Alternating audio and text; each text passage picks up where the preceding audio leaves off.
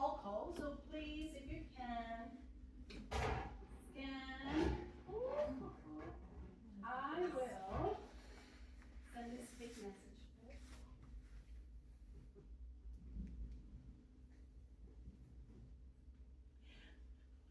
Hello, how is everyone today? I hope good. Good afternoon. Good afternoon. Wow, that's better. Oh, goodness. That's what we want.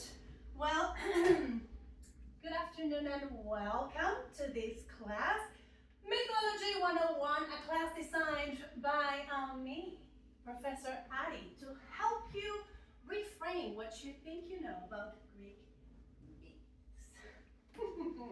But first things first, rules, of course. Now, in case you haven't been in a classroom in a very long time, or if you're new here, well, there are some rules that we all need to follow. I will adhere to these rules as well, but please, please do your best to stick to them. I do not want to become a dictator for a day, okay? Rule number 1, no phones. I know we're all addicted to that dopamine hit, but it's just 1 hour that I ask of you, please. If I can do it, you can do it. Now, in case you already turned it off, good for you. If you haven't, take this as a gentle reminder that if your phone rings, I will restart class from the top. No phones. Rule number 2, no recording.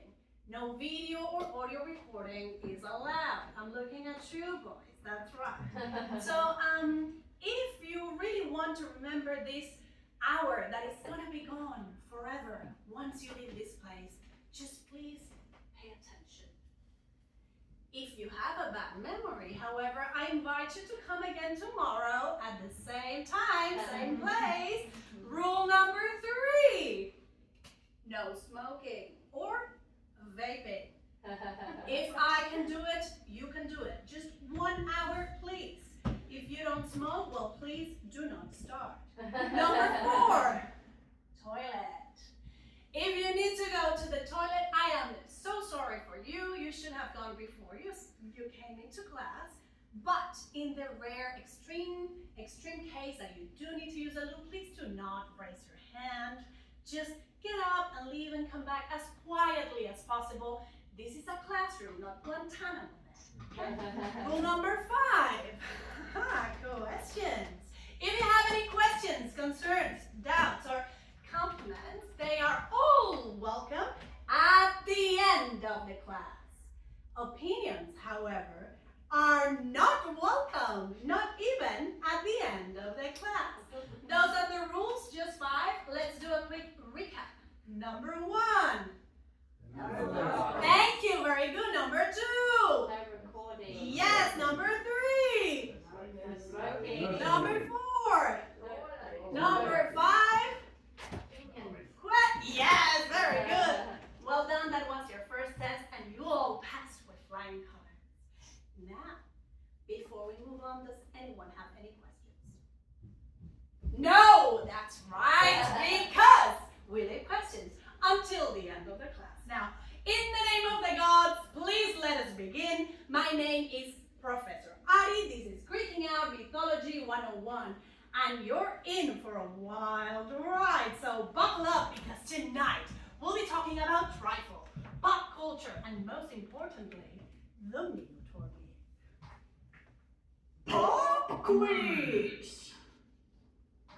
In the last class, we talked about those petty characters.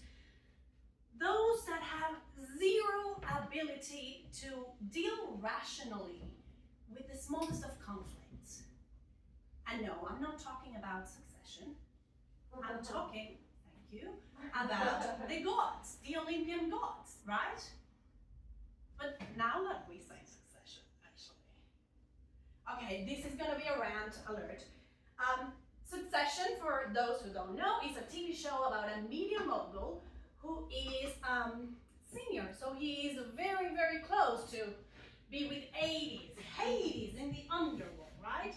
And everyone's just walking on eggshells trying to discover or find out which of the 3 kids he's gonna name as heir. So any resemblance with reality is purely coincidental. But now you can see it too, right? Succession. Mr. Logan Roy, the patriarch. Based on Zeus, obviously. Siobhan, the daughter, played by the beautiful Australian performer, Sarah Snook. Based on Athena, obviously. What about Roman, the youngest one? Dionysus. That's right. But I'm getting sidetracked. That's gonna happen a lot. By the way, in Greek mythology, it's just one place to another, so please bear with me and try to stick to this story. Succession, bye-bye, gods, the Olympian gods. As you know, they are way too many and we won't have time to go through all of them, but what I will ask is to bring to the front of your mind 3 gods that are very important to our Minotaur story. Let's see if you know the answer in this pop quiz. Who was the horniest of all the gods? Zeus. Yes, that's correct, sir. Zeus, the patriarch. He was the king of the gods, even though he was the youngest, fun fact. And he was the one with a massive thunderbolt. And he loved showing his thunderbolt to everyone who would see it, except he would only do it in disguise, you know, costumes like a swan or a bull, but more on that later. Next question in the pop quiz. Who was the angriest, the moodiest, the least self-regulated of all the gods? A hint? God of the seas. Poseidon. Poseidon! A cluster. A plus. Poseidon, the god of the seas. Did you know that he was also the god of the earthquakes? He was known as the shaker of the earth. Fun fact. Last question. Last but not least, the one and only, the Lego. The god of letting go. The god of wine, theater, frenzy, ecstasy, madness. The one and only Dionysus! That's correct. Did you know that Dionysus was the only Olympian god who was born of a god and a mortal, a human? That's right. Zeus, of course, was his father, but Zeus was father to almost anyone, so it doesn't matter. But Dionysus, he's my favorite. I like to call him Di, and his gifts for humans were amazing. His gifts allowed us to let go of our worries through wine, let go of our worries and identities through theater, let go of our worries, identities and individuality through cult worship. And he is my favorite because he plays a very important role at the end of the Minotaur story. He marries the beautiful princess of Crete, Ariadne, who is the sister of the Minotaur. But before we dive deep into that ocean, let's talk about myths, baby.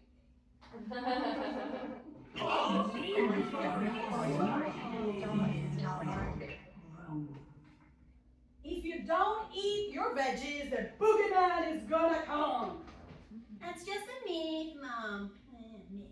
Nowadays, we associate the word myth with something that is not true. But it's not always a story about a monster.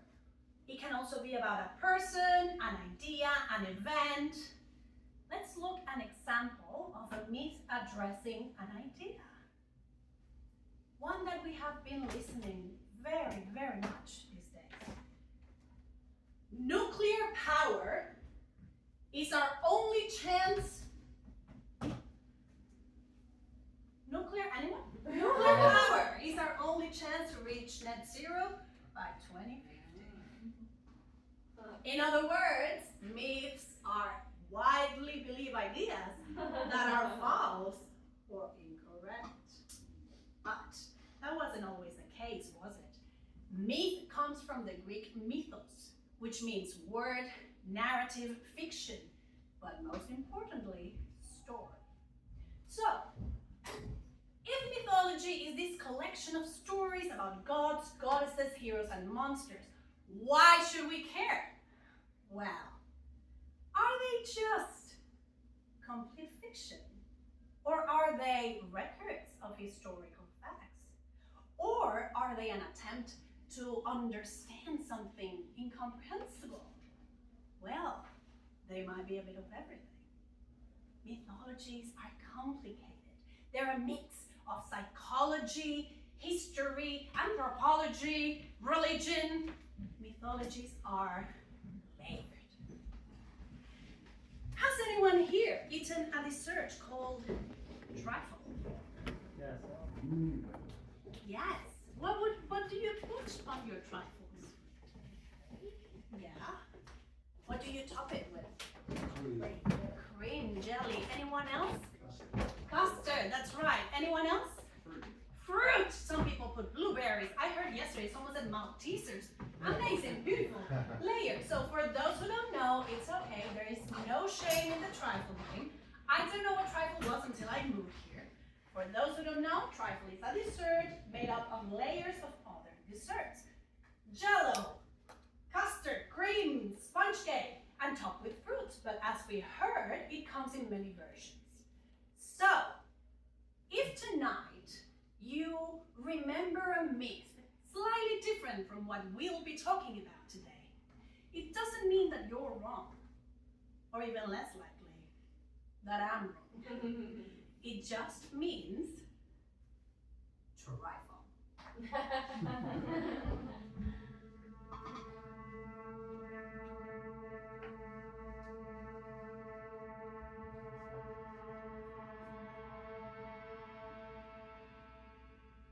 Visuals.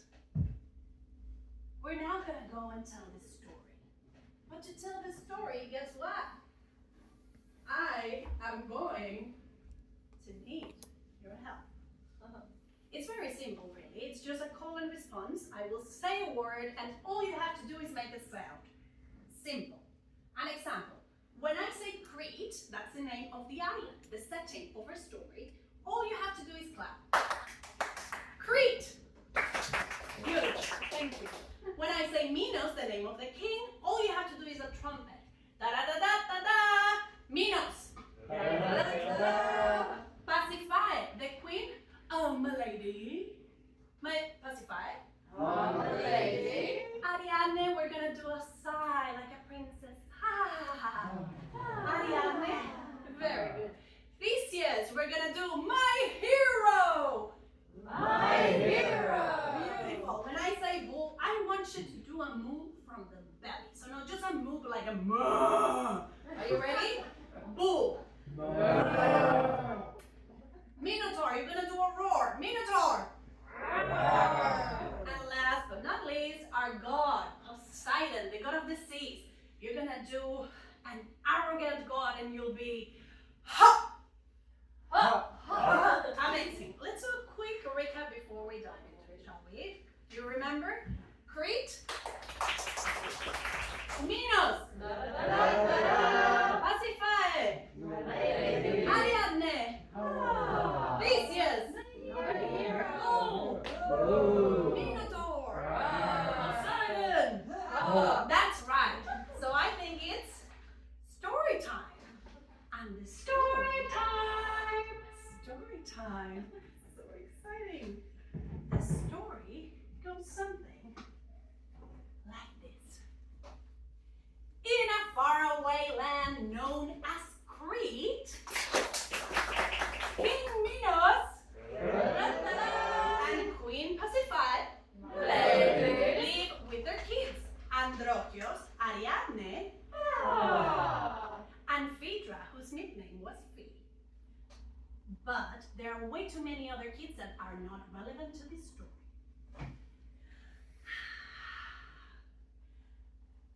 Guess what? King Minos was one of three brothers. King Minos was one of three brothers who wanted more than anything to be king.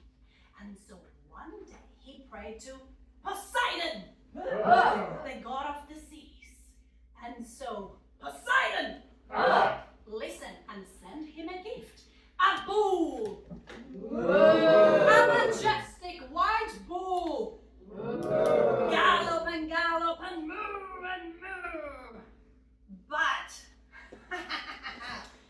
King Minos was very greedy.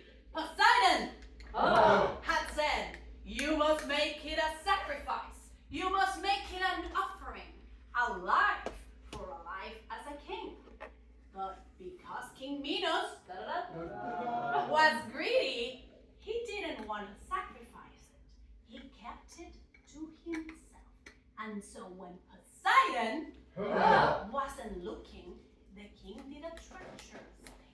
He hid the sacred bull away and put another in its place. But the thing about gods, you see, is that they don't deliver gifts perfectly. Poseidon was furious, and so he punished him. Actually, he punished the queen. You will fall in love, Pasiphae, with a bull. And then 9 months later, a bull-headed boy was born, Asterion, later called Minotaur. And so King Minos built a labyrinth to keep the Minotaur locked away. And years passed by, no one came out alive out of that place. That was until one day an Athenian came looking for glory. Theseus, my hero, was his name. He came into the labyrinth and said, Minotaur, you are dead.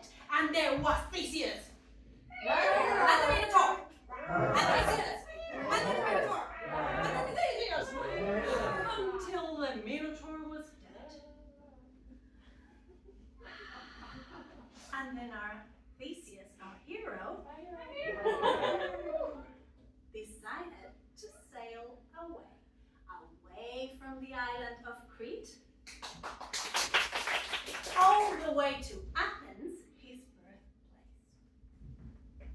Well done, everyone. A plus for you. You get an A, you get an A, you get an A, you get an A. A monster, a hero, a monster slain. Easy. Everyone's happy, right? The end.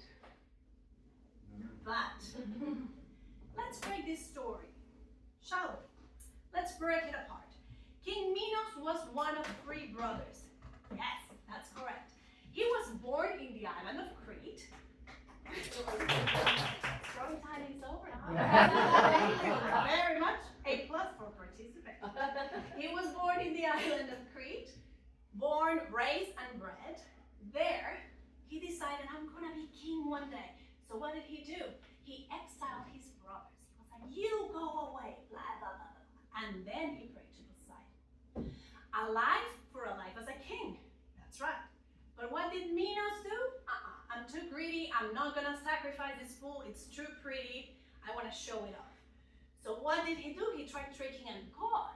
You cannot do that. That's a huge, huge mistake. So then what happened? Poseidon punished Pasiphae. Not Minos, Pasiphae. Because why not punish women for the crimes of men? Anyways, then the Minotaur was born. The Minotaur.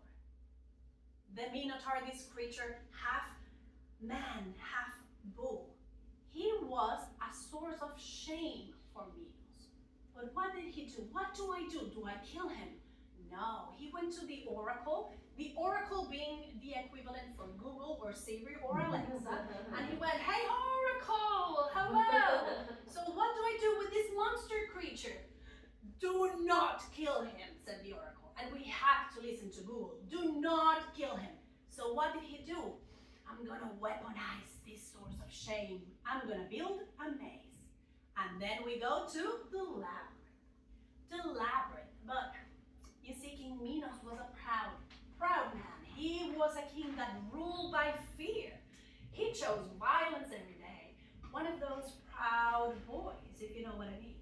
And then, of course, he had a catalog of political prisoners. So he was like, who I'm gonna choose today? Boop, Daedalus, the master of crafts. He was the one who built the you know that wasn't the only thing that Daedalus do. By the way, you might know Daedalus as the father of Icarus, the one who flew away too close to the sun, but that's a story for another time. Daedalus built the labyrinth, but he also helped consummate Pasiphae's love. I don't know, you might be wondering, how does a woman and a bull, So, Daedalus built a contraption, a wooden cow, but it was hollow inside. Imagine the Trojan horse. So the queen could fit inside, and then, thank you Daedalus for that image very much. And then of course, the Minotaur was born, as you know. Now, the Minotaur is born. Thank you Daedalus. What else happens in here? I lost my track. Just a moment. Yes, it's a Minotaur, is a monster, right? So he feasts on human blood and human flesh. Whose blood? Who was fed into the Minotaur? Who was it? Backstory, very quick. King Minos, as you remember, and Pasiphae had many kids. One of them was Androgeus, the oldest son. The oldest son, Androgeus, was the heir to the throne. But he was also the best athlete in all Crete. He was so good that he was chosen to go to Athens to the games, the Athenian games. There was no breakdancing back then. So he went all the way to Athens to win the games, and he won every single game. But of course, the Athenians didn't like that. So what did they do? They led him to an enclosed space, a bullpen, and with Hades. Hades he went. He was dead, killed by a bull.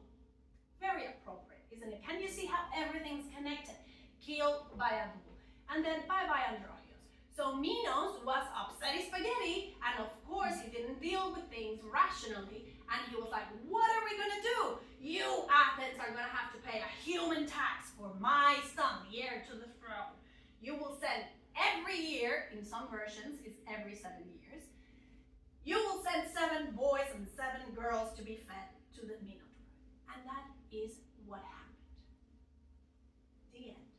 That is the story broken into little pieces. And now, you know. That leads us back to our monster. Down came Theseus, down to the labyrinth, and then he went, take this, Minotaur. Roar. Monsters. Why do we like monsters so much? Minotaur, Godzilla, you name it. The Loch Ness. Why do we like monsters so much? Because I think they are very fun, first of all, but they do something very, very interesting. From the beginning of times, they have been used as stories to warn us about something, right? To keep away from something, tell us something. But in doing that, they reveal a fear or an anxiety of a society, right? So, for example, let's look at Frankenstein. In the time where Frankenstein was written, lots of weird things were happening in science and taxidermy and experiments and stuff. So Frankenstein was written as a cautionary tale about science and technology without checks and balances. Other examples in pop culture, very recent. Zombies, The Walking Dead, that's right. What do zombies represent? Chaos, social and political collapse, pandemics, very appropriate. What about vampires? We have recently Twilight, the most recent Nosferatu, which is not recent, but you know, adaptation. So what do vampires represent? Power, sexuality, identity, the forbidden, the other. So what I want you to think and remember today is that monsters help feed the narrative of us versus them, of what's normal from what's abnormal, of what is accepted from what's not accepted. That brings us back to our Minotaur. So there are many trifles to see this story. let's look at the most known interpretation. So the Minotaur story has been looked through the lens of it's a story that tackles the fear of bestiality, zoophilia. So imagine you're a shepherd back then, just in the fields with your sheep, far, far away, and you're like, oh no, I need to relieve myself. Whatever will I do? And then you see a sheep and it's like, oh, so pretty, this will do. So the shepherd will go bam, bam, bam, bam, bam, bam. Bestiality. Same with our queen and the bull. But what would happen if that sheep gave birth? That brings us to fear number 2, deformities, abnormalities, right? So it's a hybrid, an aberration, a monster. Oh no, a punishment from the gods, right? You have to remember that science was not as advanced. DNA was not a thing back then. CSI was not written yet. Trifle. One trifle over here. Layers versions. Let's go to another one. Who here, raise your hand, do the homework and watch Chaos on Netflix? Raise your hand. Anyone? Yes. If you didn't, shame on you. I will do my best not to spoil it. Please watch it. But we do need to talk about the monster, the Minotaur storyline. What I love about this trifle is that in here, the monster is made, not born. He was born a human, but he was forced to wear masked horns. He was forced to be kept away, locked in confinement for years. No physical contact, no communication, no food. So, of course, if you're hidden away in a labyrinth with no other creature, you would eat anything that crosses your path. Monster made. Hot take. What I don't like about the story is that it completely ignores the origin name of Asterion. In this story, in Chaos, the name of the Minotaur was Glaucus, which, if you remember, was one of the many kids that Minos and Pasiphae had. Yes, but in all records, Glaucus does not feature an important role in this story, right? In all records, the name of the Minotaur is Asterion. Names are important. What does Asterion mean? Star. Asterion means star. Quick backstory. Queen Pasiphae was the daughter of the sun god, Helios. Very interesting that she chose to name her son, the Minotaur. She named him Asterion, for star. Yet he was kept locked away in a sunless prison. Trifle. Asterion for star, remember. And last but not least, my favorite. It's going to be an interpretation. You can name it conspiracy theory or Reddit forum, I don't care. But it talks about a tale as old as time. Cheating. I want you to think for a minute. Let's go to our story. Replace the bull that Pasiphae falls in love with. Replace bull with exotic foreigner. What do you get? Queen Pasiphae cheated on King Minos with a sexy foreigner who probably had different accent, different skin color, different tools, you know? And imagine Minos seeing that child every day. What would that do? It would remind him that he's a horned man. He, the king. So of course he wouldn't miss the opportunity to make this an us versus them. So what did he do? We're gonna build a wall. We're gonna build a labyrinth.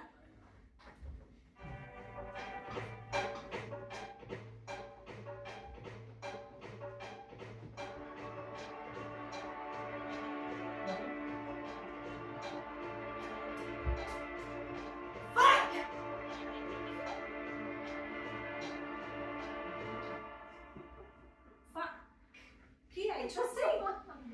Fuck. Oh, okay.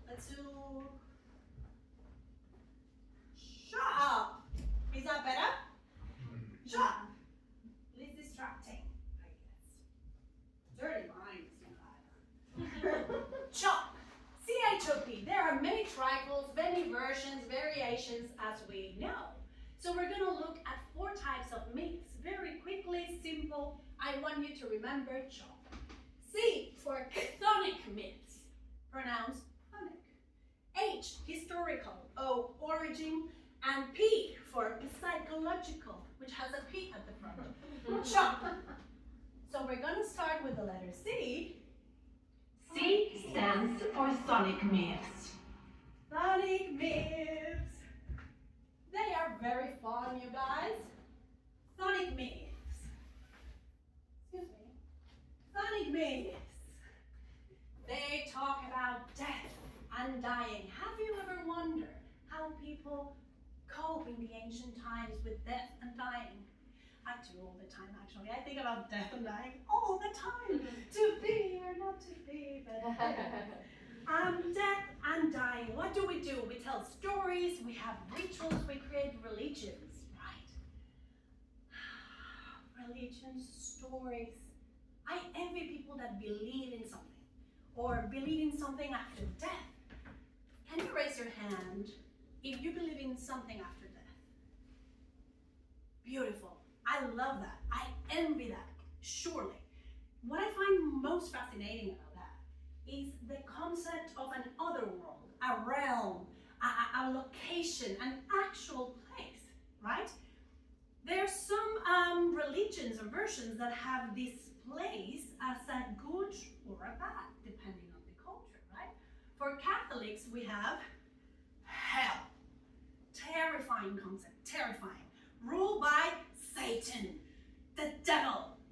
Terrifying. The ancients had the underworld, ruled by a god, the king of the dead. Sexy.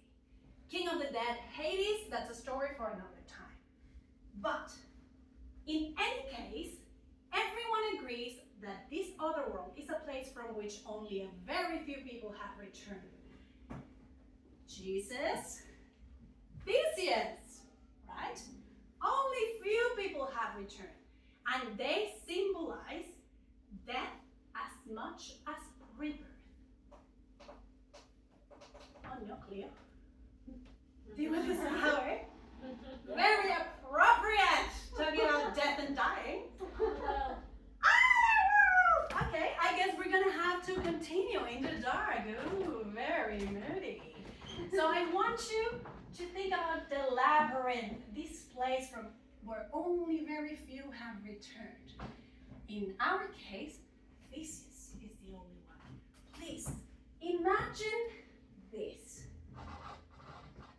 You are in a dark room, underground. It's quiet. You can hear voices and noises far away. It smells. It smells like damp, musk, stale earth. You use your hands to help you navigate. You search for an exit, but all you find is a dead end. You step onto something crunchy, maybe bones, and then a sound. Oh no, you try to run, but you can't see anything. You fall, you crawl, you touch something, it's sticky, maybe blood? You don't want to know. Another dead end, you run, you crawl. The bellows are getting closer, he's coming. Dead end, you stop. He's right behind you. You stand still. Your heart is pounding in your ears. You feel something on your neck. And then... Welcome back, my heroes. That was Chthonic myths. Chthonic myths, death, dying, and there you go, the labyrinth, a symbol of death and rebirth. H stands for historical historical myths. Historical myths! Very simple. They talk about a historical event, but they help us keep that event alive. Ironically, accuracy does not matter as much as meaning, right? So, historical events. Did the Trojan War really happen? Yes, it did. Did Achilles exist? We don't know, maybe not. But we love reading stories like the Iliad and the Odyssey because they help to keep the memory of the Trojan War alive. To our Minotaur now. Was there an actual tax imposed on Athens by Crete? Yes, there was. Was there an actual palace where the royalty lived in Crete? Yes, there was. Palace of Knossos. Was there a Minotaur? I certainly hope so, but most likely, no. Historical myths talk about events and they help keep the memory alive. Think about this. In ancient times, for example, you know that you would be considered rich if you have cattle. Cattle meant everything. They meant food, transportation, cutting-edge technology like plowing.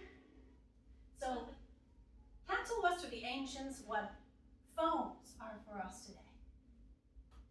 Food, okay, that's actually not a good metaphor, but we're talking about historical myths where accuracy does not matter as much as meaning. We're gonna go. O stands for origin myths.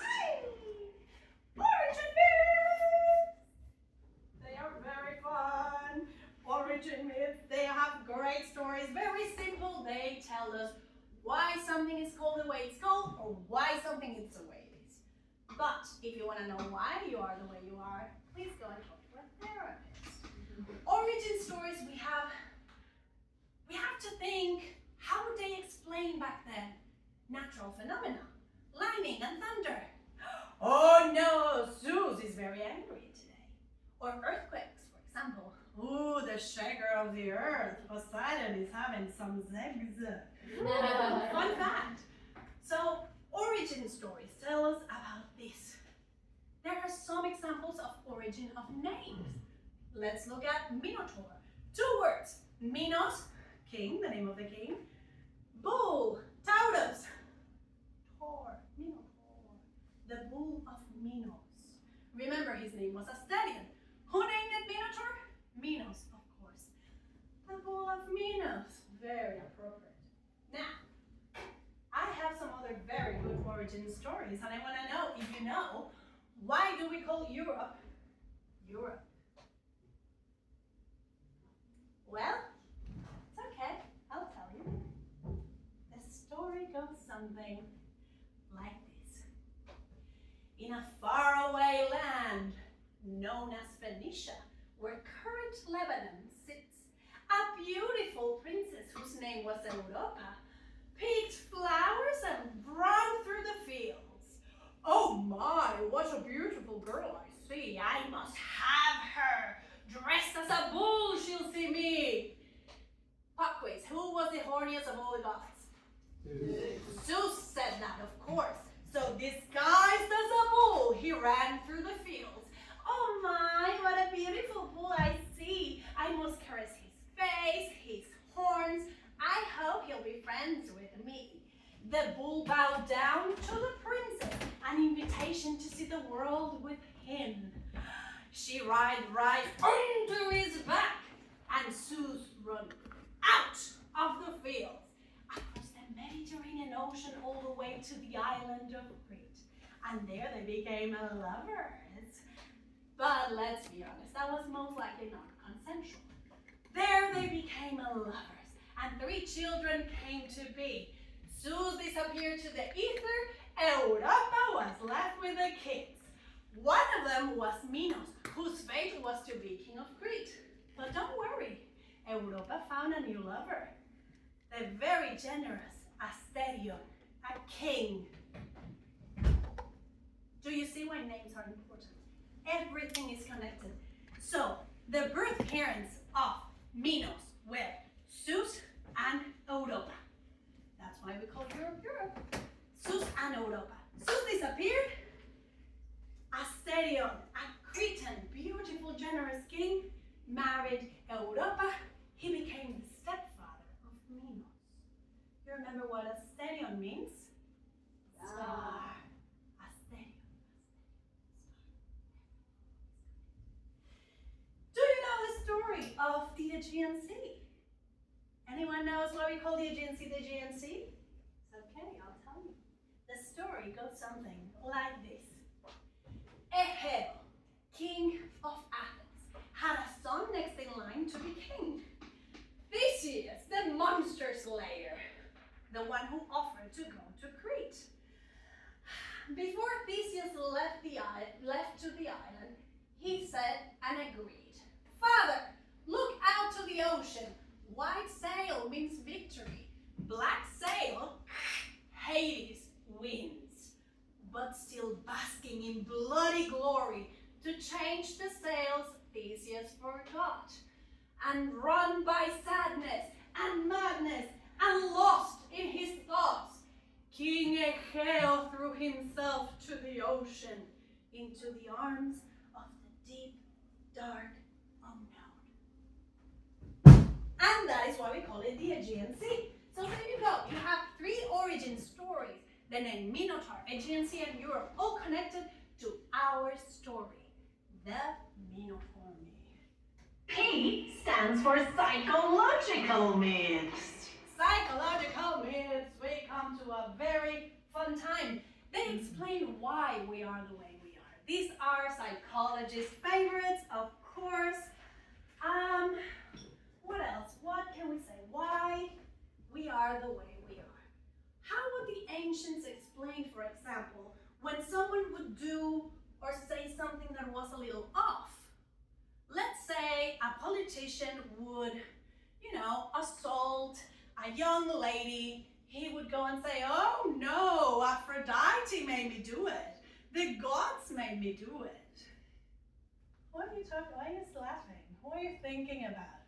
I'm talking about Theseus, of course. I don't know what you're thinking.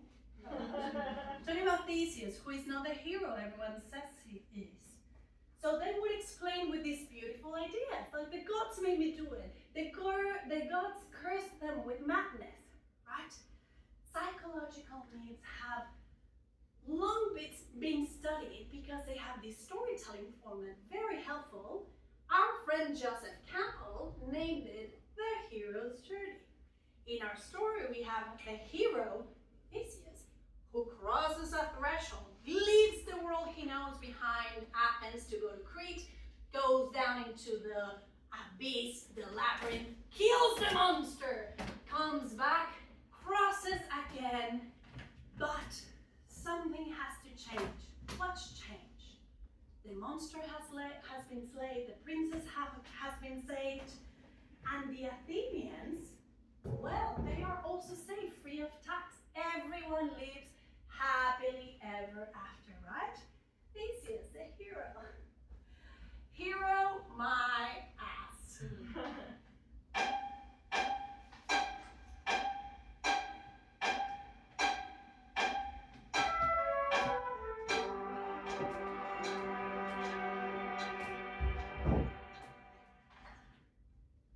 Hello everybody and welcome to Mythology 101, a class designed by me, Ariadne, to help you understand what the books don't tell you about the Minotaur myth. This is my jacket. This is my trifle. Number 1 myth. Theseus, a hero. Hero, my ass. Let me tell you in contemporary terms that you understand. That is a myth, okay? Theseus, a hero, a myth, but not layered, okay? He was a Ted Bundy of the time. Assault, kidnapping, murdering. But hey, he did remove the tags, right? What a hero. Number 2, pop quiz. How do you think he got the sword and the thread all the way down to the labyrinth? It was me, okay? It was me who gave him the sword and the thread.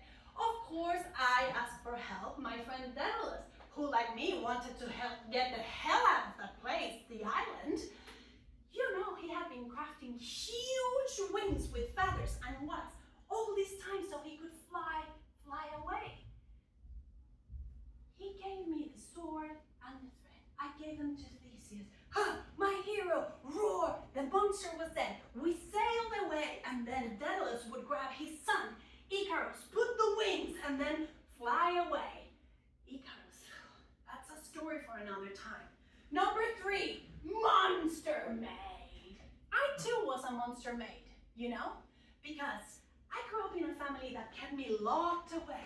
The princess, where the only spoken language was violence. So what would you do if you were kept locked away? Of course you would grab any opportunity to get the hell out of that place. Theseus was his name, my golden ticket.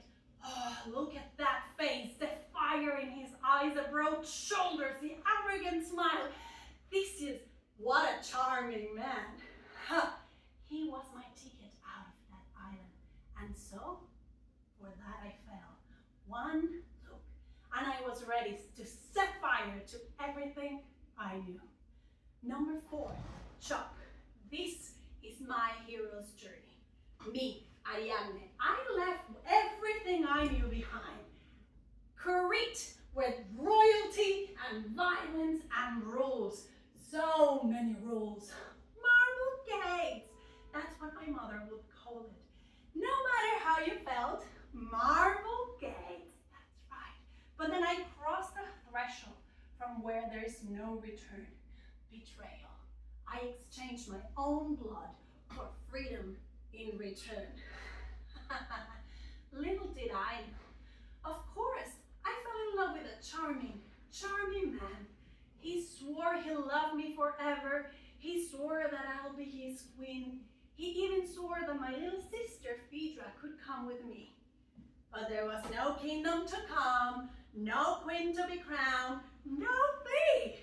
All broken promises, but one. I did live with Theseus, that's right. But down into a deep, dark abyss. Athens was miles away. Of course we had to stop. We had to stop into Naxos, an island not far from my own. And there all I saw was darkness. Darkness in his eyes. You see, I was a young woman amongst men. Very drunk men. And just like Zeus took advantage of Europa, well, that's Theseus for you. He left me there. All I wanted was to forget, to sleep, perchance to dream. I woke up the next day and I was alone. Just like Zeus, poof, he was gone. And I was forever changed. This is my trifle. This is it. I hope you remember it. I hope you remember this. My trifle.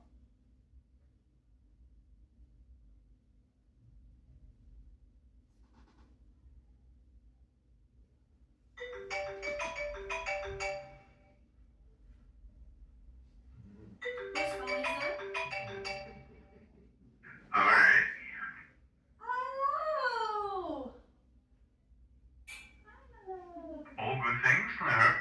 Yes, I've been talking about you. Just. I'm just calling because I can't find our guests anywhere. Have you seen them? Well, yeah, they're here with me. I was just talking about how we met. I love that story. Well, I didn't mean to interrupt, but I just wanted to let you know that the kids are asleep. The ghosts have been fed. I've got the bonfire started, and I'm about to pour some wine. So, when everybody's ready, just come upstairs for some dinner, okay? Okay, goodbye, my love. See you soon.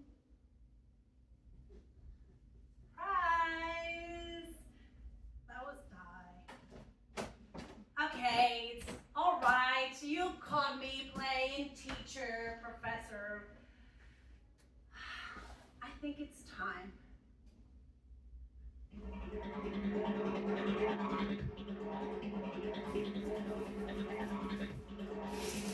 My name is Ariadne, Queen of Naxos and partner of Dionysus. I would like to welcome you to the House of Lego. Here we let go of our troubles with wine, theater, and party. Here we live for the wine, and live for the company.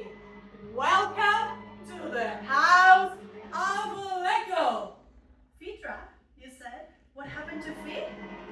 That is a story for another time.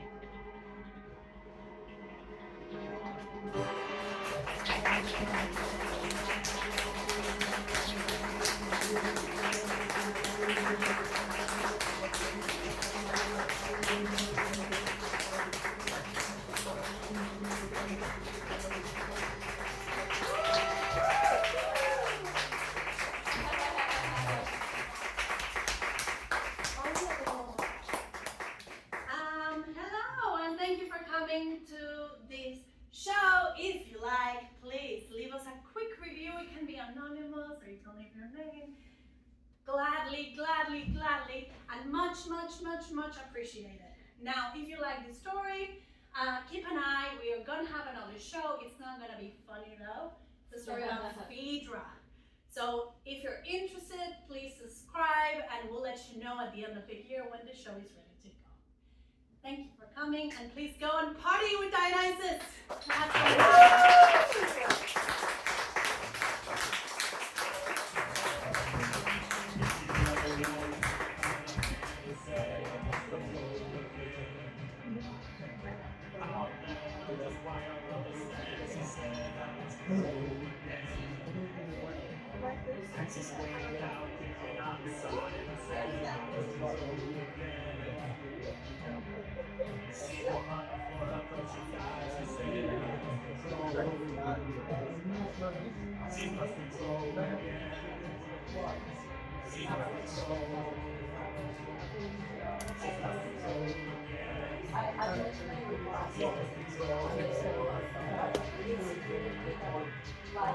There's emergency and a couple of guys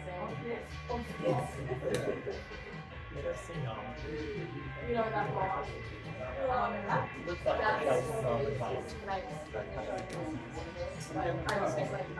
Sorry? It was kind of fun though, but it just had nothing to do with anything. But you might like it, like, I don't know. Hello. Oh, it's like very inactive. Yeah, good. You're filming it. Yeah, we recorded on my phone. So we got Pardon? recorded on my phone. Oh, nice. I'm looking at this. Yeah. Alright, I'm pretty dead right now. But, yeah. Okay. Oh, yeah. Yeah. Here, sorry. It's there. Oh, cool. Yeah, nice. Nice. You're gonna come out soon. Hey! How are ya? Letting windows into the main street. In the floor of some Okay, I'm very dead right now. warehouse.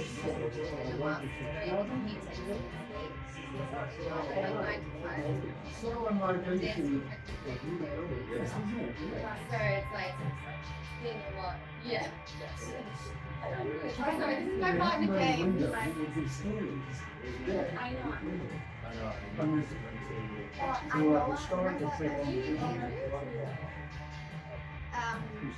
I lived in their apartment. How many months? Briefly, yeah. Yeah. In Carlton. Yeah. Yeah, you know how I went to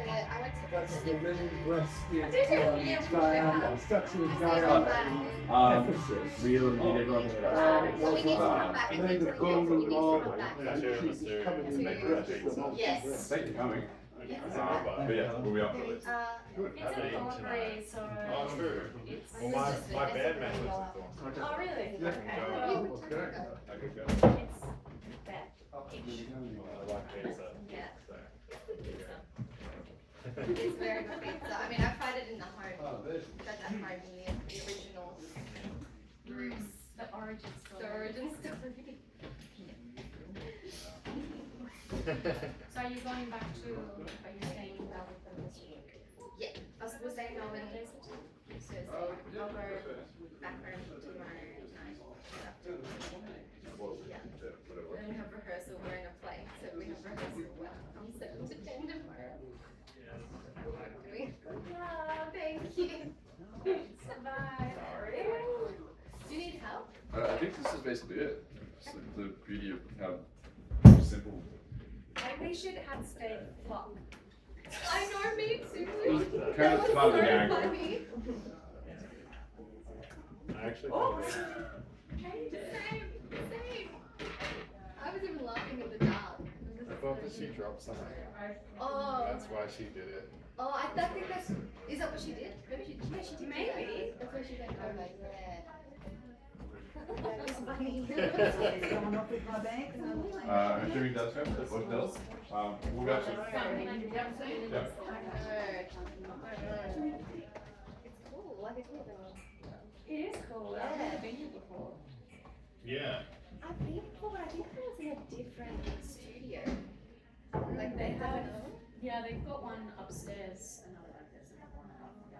So I was like, this isn't